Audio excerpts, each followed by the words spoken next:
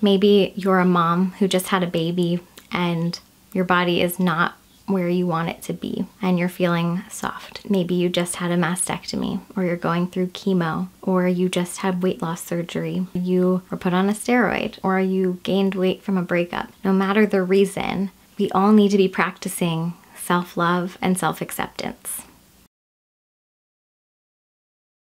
This is the video that I'm literally like shaking to share with you.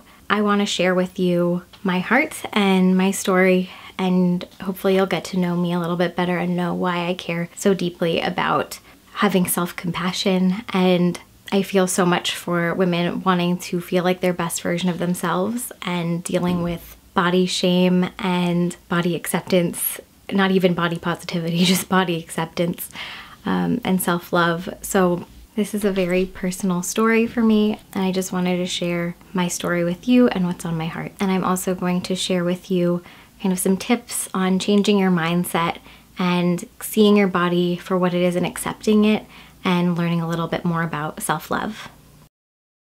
If this video applies to you, or you know someone who you think it will resonate with, please give it a share. There's a lot of reasons that your body might change without necessarily your control, and I think this will hopefully help other women feel less alone. So please share it with anyone who you think will get something out of it.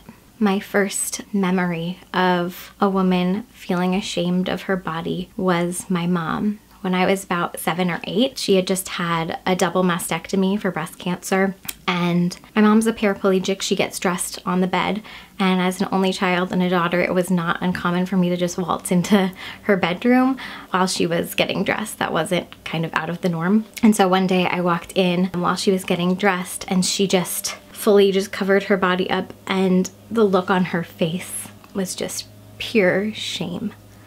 And she looked terrified to have me see her like that. And I didn't understand it, because she's my mom, and to me she is perfect and she is beautiful. And she just said to me, "I don't want you to see me like this." And it broke my heart, because I know that she didn't want me to see her like that, because she felt that she was broken or just not the full version of herself anymore. And she was ashamed of her body, and all I ever see is the beauty in her. She's an incredible woman. She's very strong. I knew that was gonna happen. That's why I have tissues.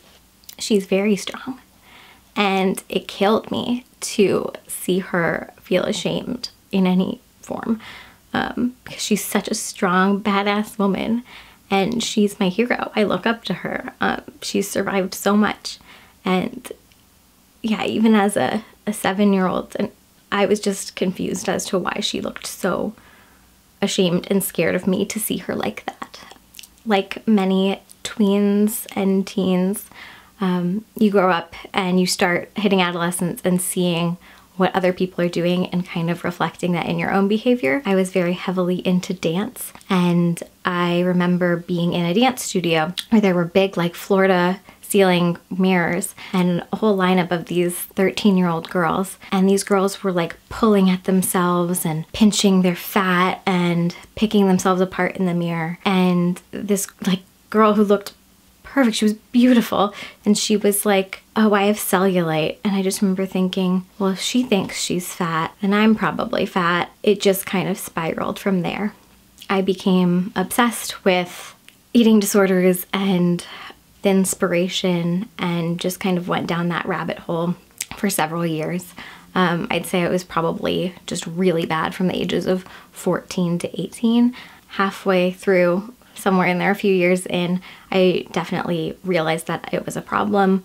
I just knew I was sick, and I knew I needed help. So I reached out for help, and I got help at Stanford University, their hospital, their eating disorder treatment center, and I was inpatient and outpatient and did all of the things, and I came out of that feeling really good, feeling normal.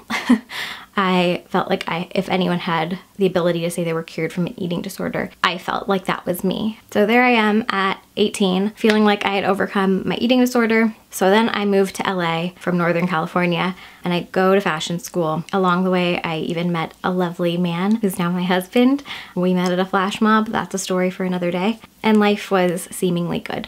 My weight always kind of fluctuated a little bit, but it stayed within a normal range for me. I'm 5 feet tall and a little bit curvy, and it, fluctuated just a little bit. We're in an apartment. We had just moved in together for the first time. I started getting really sick. I had a lot of pain, what I can now explain as autoimmune issues as well. So when one thing would go wrong, everything else would. I'd get rashes, joint pain, gut pain was the big issue. And then eventually we moved to Nebraska. When we came here to Nebraska, I got set up with new doctors and I was feeling okay, like same as usual. And then about a year into living here, I got sick again.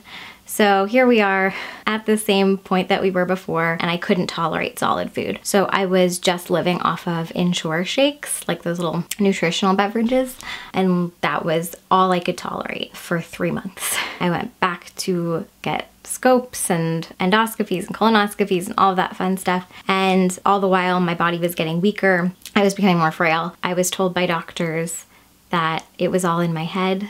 They said it was stress related and basically gave me every excuse that it could be something that had to do with my mindset instead of anything actual physical. So I decided to take things into my own hands and I did an elimination diet. I figured out that I have lots of intolerances and allergies and sensitivities. I figured out my diet stuff. That helped a lot for several years. We got married in 2015 and I was so strong. I had a personal trainer. I was eating impeccably, like I was eating perfect for what works with my body. So it was very like paleo. I was having like salads for breakfast. Everything was great. My body was looking really good. And I was feeling decent, like kind of the best that I could expect for my own body, basically. But I got really strong and I felt really good about myself. About a year after we got married, almost to the day, so May 2016, I got very sick again. And this time it was the sickest that I had ever been. I had to pull over on the side of the road and throw up because I was in such severe pain.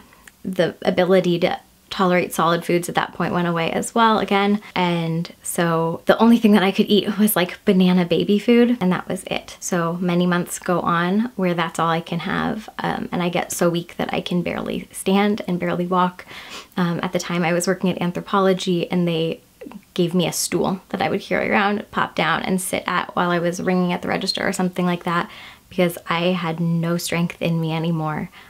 I could barely stand. Eventually, a doctor saw that in my blood count, my inflammation marker, whatever that is, was sky high. And they didn't know what was causing it to be sky high, so they put me on a steroid.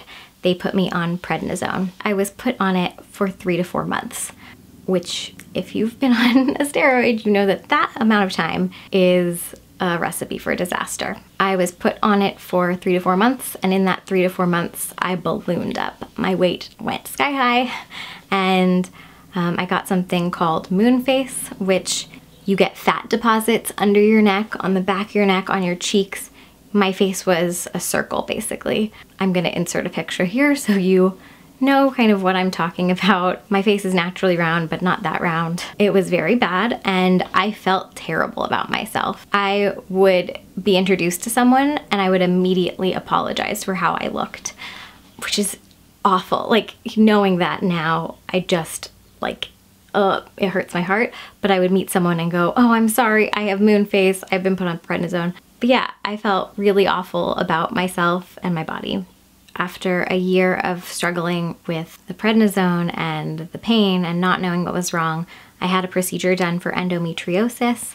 And in that procedure, my doctor spotted that my appendix had adhesions on it. So it was stuck to other organs. And they thought maybe that's part of it. We don't know. And they decided that maybe it would be a good idea to take out the appendix in a separate surgery and see if that helped my symptoms. And when they did that, they did pathology on it and realized that I had chronic appendicitis, which happens to like 0.0001% of people. It's not something that bodies typically do. My relationship to my body throughout this whole thing was that I felt my body was out of my control. The weight gain and the weight loss and the pain and all of it, nothing felt like I had my body. It all felt like this was me standing over here and my body over there, and I couldn't do anything to help it. I was still not myself. After having surgery, my symptoms went away. I still have some autoimmune issues, but that pain is gone, and my weight has stabilized since coming off of those steroids. So this is kind of my normal. I'm a little curvy, and that's okay with me. I've come out of it, and now the way I think of my body is I'm amazed. I am amazed that I survived something that bodies just should not survive. It's something that should not have happened. I get very emotional when I look at photos from when I was really strong, because I'm not that same girl. I'm not strong. I'm soft. I'm not the same person that I was the day that I got married, when I had muscles and strength. But I'm a different kind of strong now. I have been through hell and back, and I know that I can conquer anything that is put in front of me. This journey has taught me so much.